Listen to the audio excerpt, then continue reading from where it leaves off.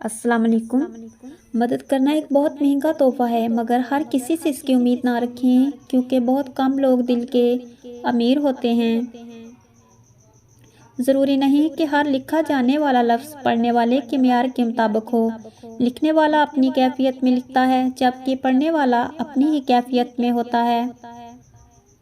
ہر دوست آپ کا خیر خواہ نہیں ہوتا، البتہ ہر خیر خواہ آپ کا دوست ہوتا ہے۔ تہجد کا سجدہ۔ بے بس انسان کے لیے تہجد کا سجدہ ہی اس کی بے بسی کو دور کرتا ہے۔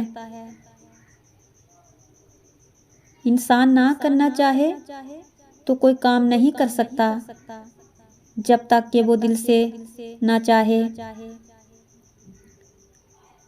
سجدہ کیا کرو۔ سجدہ کرنے سے انسان میں عاجزی پیدا ہوتی ہے، اور عاجزی اللہ تعالیٰ کو بہت پسند ہے۔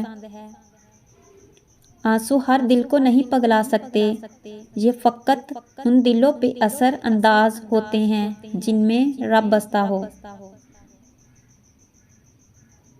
جو لوگوں کا درد محسوس کرتے ہیں وہ کبھی دوسروں کے درد کی وجہ نہیں بنتے۔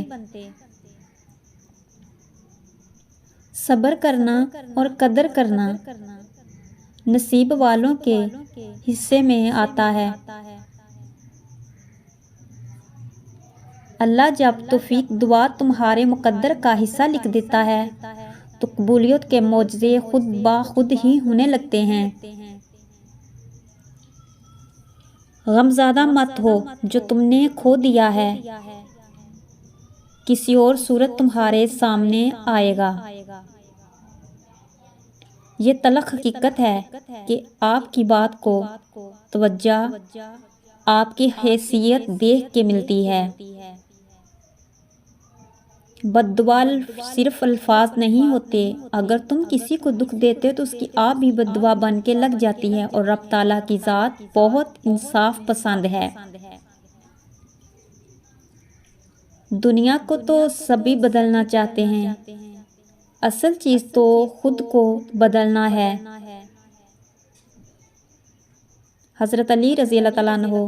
ایسے شخص کو کبھی مت گنوانا جس کے دل میں تمہارے لیے محبت، فکر، عزت اور چاہت ہو۔